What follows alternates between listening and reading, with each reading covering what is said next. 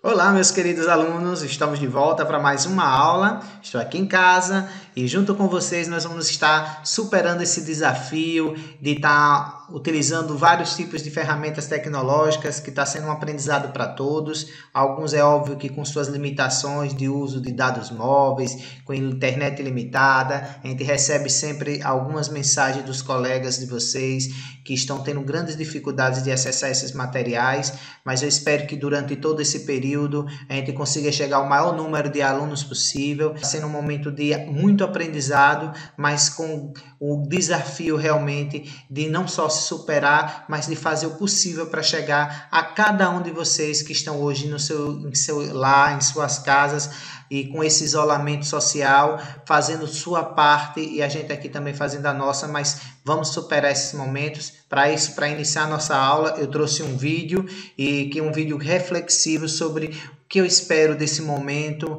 e eu espero que vocês também gostem desse vídeo inicial, e posterior a ele nós vamos estar fazendo uma análise aí sobre histograma e distribuição de frequências em valores agrupados. Para fechar esse ciclo da estatística básica, que nós já tivemos essa terceira aula, começamos com a leitura e interpretação de gráficos, também já trabalhamos com as medidas de centralidade, e hoje a gente fecha esse ciclo envolvendo agora essas medidas em valores agrupados.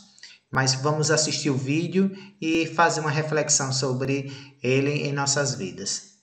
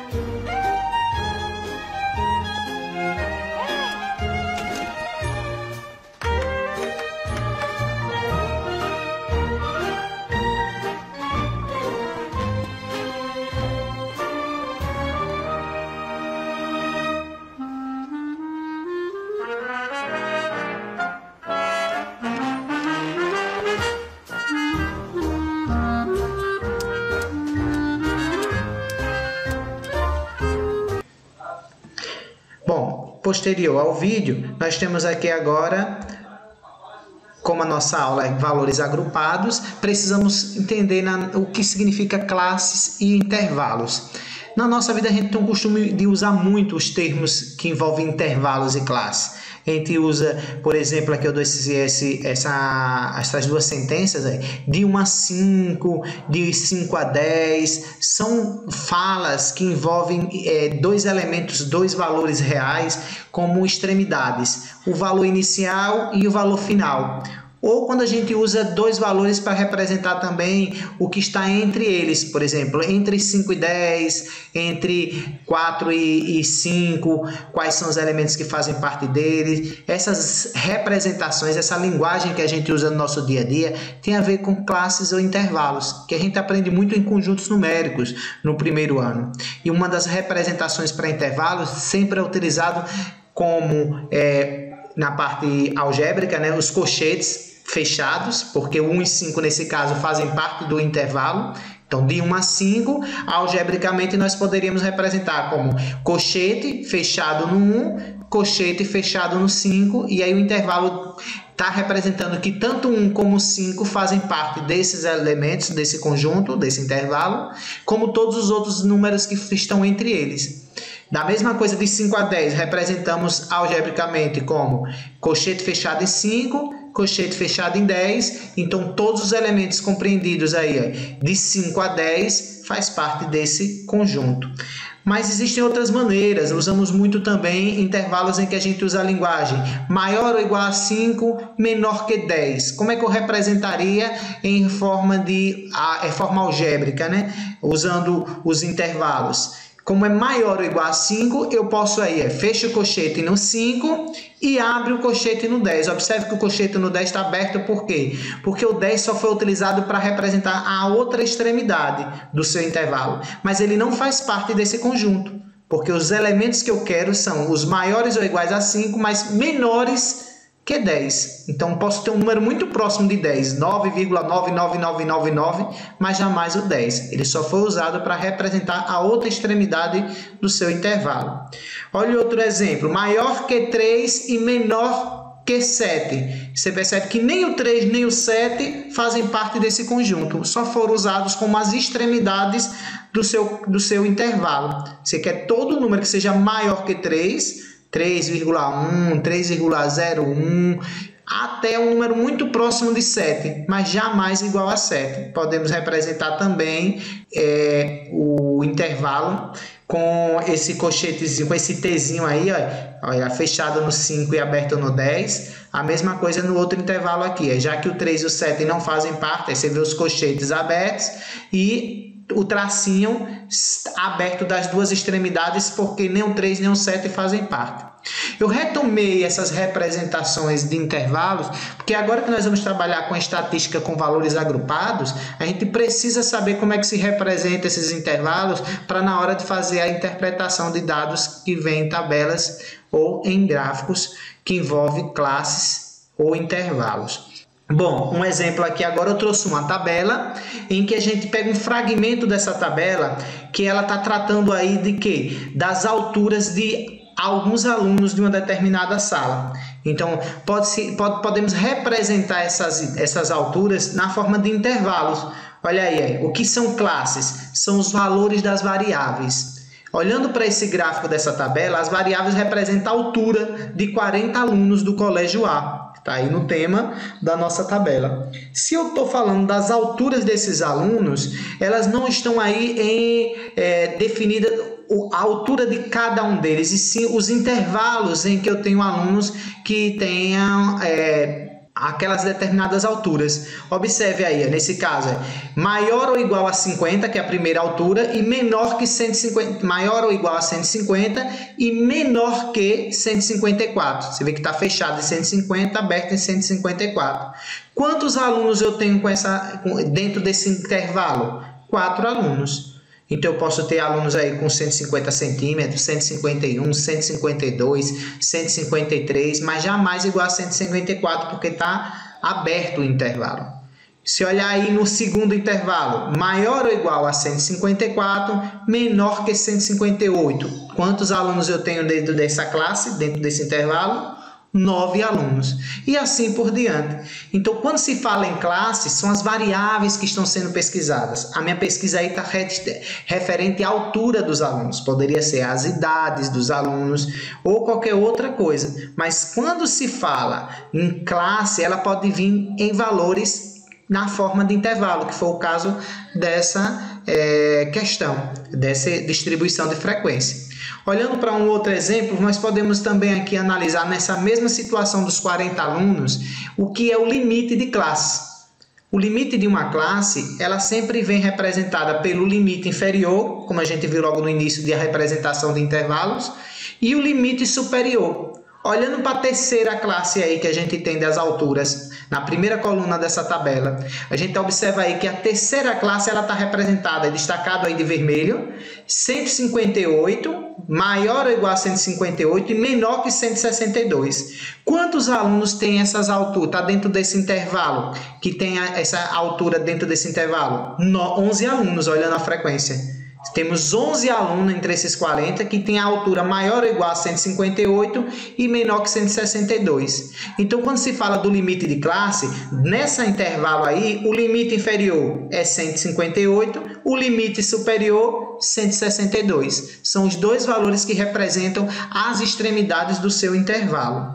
Além disso, nós temos aí a amplitude de um intervalo de classe. Se a gente pegar essa mesma classe, que é a terceira classe que nós temos aí, que está circulada de vermelho, destacada no gráfico, nós temos o limite superior 162 e o limite inferior 158. Quando se fala a amplitude do intervalo, é a diferença entre essas duas extremidades. Se você diminuir, a diferença vai dar 162, que é o superior, e menos o limite inferior, fica 162 menos 158, 4. Observe que essa amplitude de um intervalo, ela representa a mesma amplitude de todas as outras classes.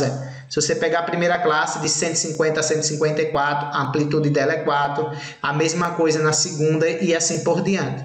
Então, a amplitude de um intervalo de classe você obtém subtraindo, encontrando a diferença do limite superior daquele intervalo e o limite inferior. Mais uma coisa que a gente encontra nas distribuições que são feitas em intervalos e classes é a amplitude total da distribuição. Nós fizemos aí a amplitude anterior, que foi a de classe, de cada classe, que é o que nós temos da diferença entre os extremos de cada intervalo, né? E agora nós vamos obter a amplitude total da distribuição. Olhando para a sua distribuição das alturas, a maior altura que se tem aí é 174, que é o maior limite superior que se tem dentre todas as classes. E olhando para o menor de todos, é o 150, a menor altura que se tem entre cada uma das classes, que é o menor limite inferior entre elas, que está na primeira classe aí, nós temos 150. Então, obtendo a diferença entre o menor limite inferior e o maior limite superior entre as classes que nós estamos analisando, nós vamos ter aí a diferença entre 174 e 150, 24. 24, que como a minha tabela ela foi distribuída em 6 classes, 24 dividido por 6, 4. Por isso que cada classe tem um limite de 4 centímetros, que foi o limite que nós encontramos para cada uma das classes, para cada um dos intervalos que nós temos aí nessa distribuição de frequência. Então é muito simples, gente. Na hora de encontrar os limites, nós podemos encontrar tanto a amplitude do intervalo de classe, como podemos encontrar a amplitude de toda a distribuição. Basta você analisar os limites inferiores e os limites superiores, ou de cada classe, ou do todo da distribuição, dependendo do que o problema pede. Outro conceito que a gente precisa analisar quando se está trabalhando com valores agrupados é a questão do ponto médio de uma classe.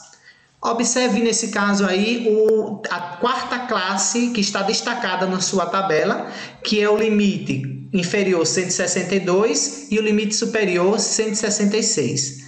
Analisando essa classe, qual é o ponto médio dela? O ponto médio de uma classe você obtém fazendo a média entre os extremos, entre os limites dessa classe. É só você pegar, peguei o elemento x4 representando a quarta classe, né? A quarta classe dessa sequência que nós temos na distribuição.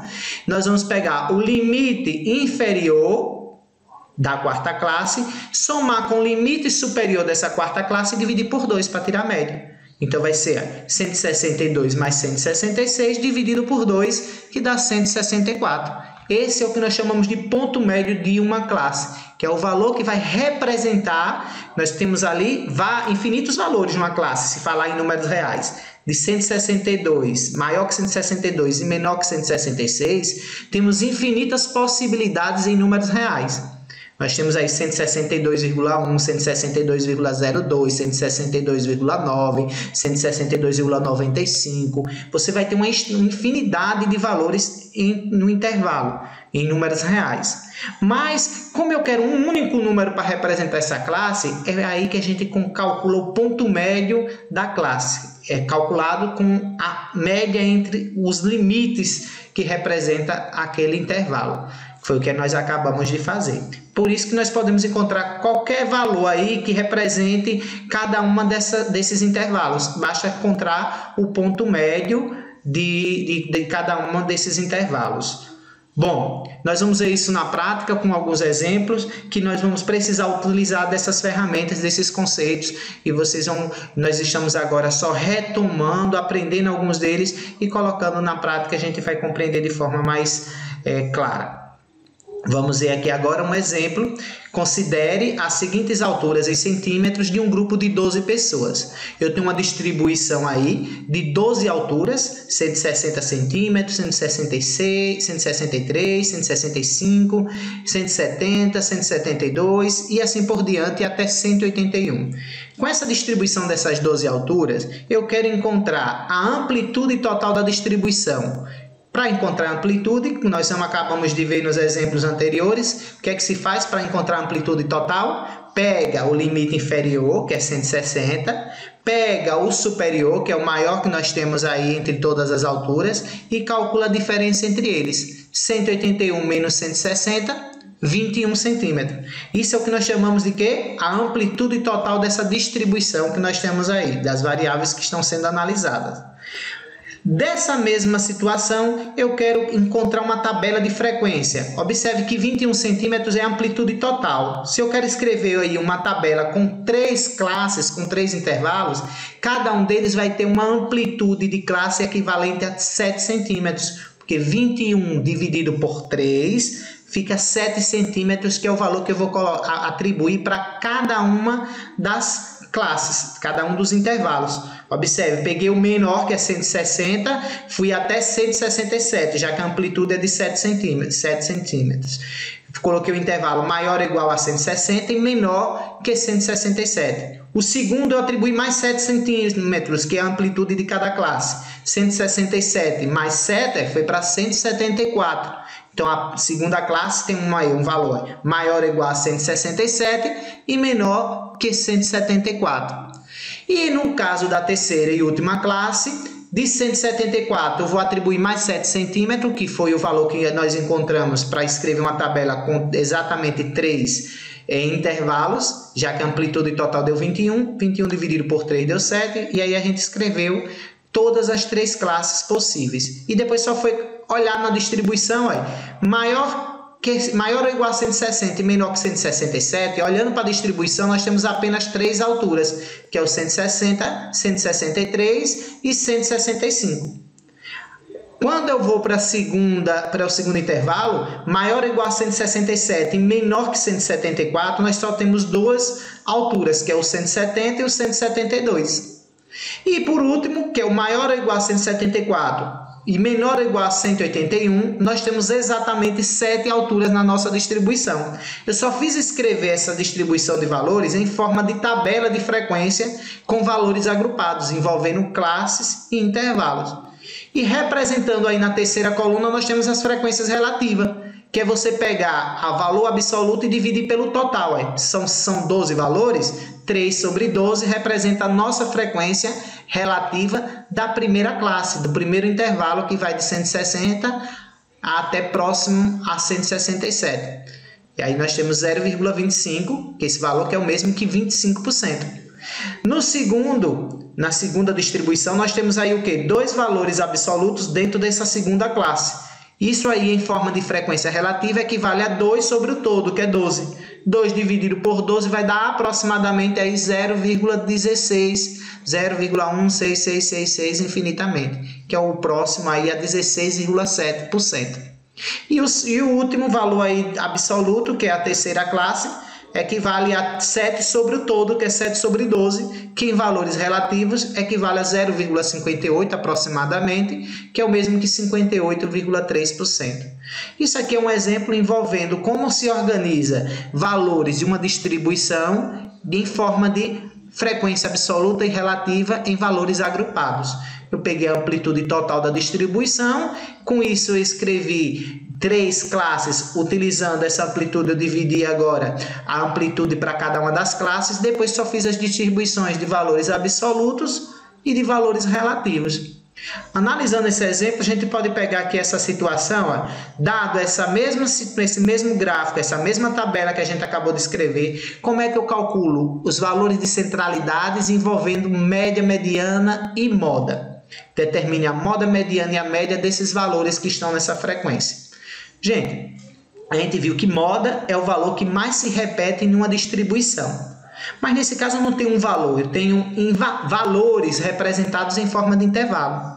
Mas nós vimos também aí nos exemplos, os conceitos anteriores, que nós podemos pegar um único valor para representar a cada classe, calculando o ponto médio das suas extremidades, dos limites que representam esse intervalo. Vamos ver aqui o exemplo, ó. Pegando aqui agora essa mesma altura e fazendo os pontos médios de cada classe. Observe que eu mudei aí a tabela e agora a segunda coluna dela está representando o ponto médio de cada classe. Peguei os limites, 160 mais 167 e dividi por 2, dá 163,5.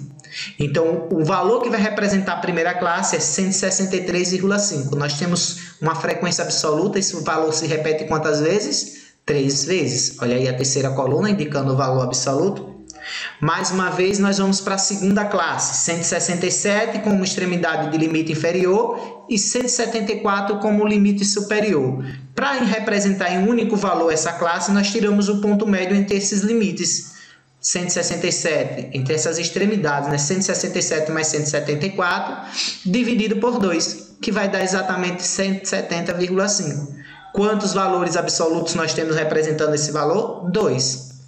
E a última classe, que é maior ou igual a 174 e menor ou igual a 181, a gente soma os dois limites, o inferior e o superior desse intervalo, 174 mais 181, dividido por 2, que dá 177,5.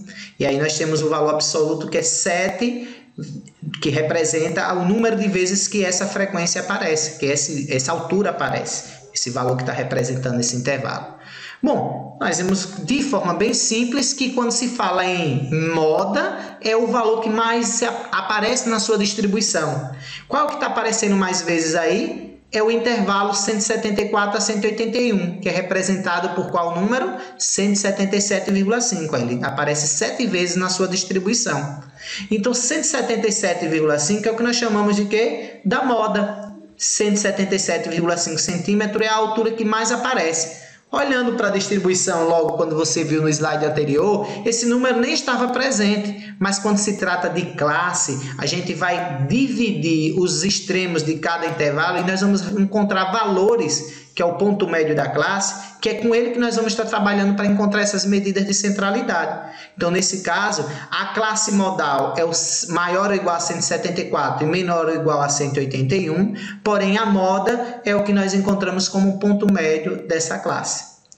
Para encontrar a mediana também não é diferente. Agora que nós já temos todas as medidas, os valores que representam cada classe, basta pegar a distribuição em Hall, lembrando que mediana, primeiro passo é organizar todos os dados em ordem crescente ou decrescente. Peguei todos os valores, 163,5, que é o valor que está representando a primeira classe, aparece quantas vezes na sua distribuição? 3 vezes. Coloquei aqui na sua sequência. 170,5, que é o valor que representa a segunda classe, aparece na sua distribuição 2 vezes. Está aqui escrito na nossa distribuição. E 177,5 aparece 7 vezes. Como nós temos 12 elementos na nossa 12 variáveis, né, que são 12 alturas que estão sendo analisadas, é um número par. Nós não temos um único número no centro, no meio, porque mediana é o valor que está no meio da distribuição. Quando ele é ímpar, temos exatamente um número. Quando é uma quantidade par, nós vamos ter 2 números. Como os 2 números são iguais, nem precisei tirar a média. A mediana dessa distribuição equivale a 177,5. E a classe mediana, a classe da qual nós encontramos esse valor, que é a mesma classe que nós encontramos também como classe modal, que é 174, maior ou igual a 174 e menor ou igual a 181. Mesmo procedimento para se calcular a média aritmética. Para encontrar a média aritmética, eu vou pegar o 163,5, ele aparece exatamente quantas vezes? 3 vezes. Então, eu vou multiplicar por 3. Vou somar agora 170,5, aparece exatamente 2 vezes. Então, multiplica por 2. E o 177,5 aparece exatamente 7 vezes. Então, multiplica por 7. Faz essa soma entre essas multiplicações que encontramos aí e divide pelo quê? Por 12, que é o total de alturas que estão sendo consideradas, que é a soma dos pesos aí, né? O 3, o 2 e o 7, que é o número de vezes que a gente contabilizou cada uma dessas frequências absolutas. Então, quando eu multiplico 163,5 vezes 3 dá 490,5. Quando eu multiplico aí 170,5 vezes 2 dá 341. E 177,5 vezes 7 dá 1.242,5. Somando esses elementos vai dar 2.074, que dividido por 12 vai dar aproximadamente 172,83 centímetros. E essa é a média aritmética das alturas consideradas no problema. Então você vê que não tem muita dificuldade, os conceitos são os mesmos de média, mediana e moda, porém como eles estavam em valores agrupados, que estão em forma de classes ou intervalos, o primeiro passo foi calcular o ponto médio entre as extremidades de cada uma das classes, de cada um dos intervalos, para ter um único número que representasse aquela classe. E depois utilizar o mesmo raciocínio que a gente fazia antes, com valores que não estavam agrupados. E aí encontra a média, a mediana e a moda do mesmo processo, usando os mesmos procedimentos. Além disso, nós vamos ver também o histograma. Histograma, gente, é quando você trabalha com a representação em classe de gráficos de colunas, gráficos de barras, como a gente vê de forma muito simples, só que agora com valores agrupados. Observe essa tabela, olha. A primeira classe, ela representa as idades em anos, estão representadas em forma de classe, maior ou igual a 28, menor que 37. Quantas pessoas nós temos nessa análise dentro desse intervalo? 4. Olhando a segunda classe, maior ou igual a 37 e menor que 46 anos. Quantas pessoas estão dentro dessa classe? 6. E assim por diante. Como é que eu faço para escrever esses dados que estão em forma de tabela em um histograma? O histograma, como eu falei para vocês, é representação em forma de gráfico de barras ou gráficos de colunas, mas em valores agora agrupados, em classe. Observe a primeira coluna aí no eixo horizontal, ela está de 28 a 37. Você vê que os valores das colunas vêm juntinhas uma da outra. Que nós estamos falando desses valores em classe, em intervalos. Aí. Não está separado cada um dos valores que temos aí na horizontal, no eixo da abscissa, né? Então, de 28 a 37, temos quantas pessoas? Associando ao eixo vertical, nós temos 4 pessoas. Olhando agora a segunda coluna, que é o intervalo de maior ou igual a 37 e menor que 46, associando ao número de pessoas no eixo vertical, temos 6 pessoas. A mesma coisa na terceira coluna, maior ou igual a 46 e menor que 55, temos quantas pessoas dentro desse intervalo? 3 pessoas. Maior ou igual a 55 e menor que 64, 6 pessoas. E maior ou igual a 64 e menor que 73, exatamente 3 pessoas. Bom, gente, eu vou passar para vocês aqui um link que tem várias questões muito fáceis e bem explicadas de um excelente professor do YouTube, que traz para vocês aí de uma forma bem dinâmica várias questões envolvendo histograma que vocês podem estar aprofundando esse conhecimento. Além disso, vocês podem também estar resolvendo as questões que eu estou encaminhando o link no Google Forms e no Word, para que vocês resolvam em casa com calma e usem desse vídeo para dar um alicerce, um suporte para que vocês possam estar resolvendo também com mais segurança. Espero ter ajudado. Qualquer dúvida, encaminhe as perguntas para mim, responda lá os links do Google Forms mostrando quais foram as principais dúvidas que vocês tiveram e mande também um feedback através de mensagem que a gente vai auxiliando, montando outras atividades e utilizando de outras ferramentas para poder auxiliar vocês. Bons estudos e até a próxima aula. Tá aqui o link para que vocês possam estar acessando como eu falei. Até a próxima.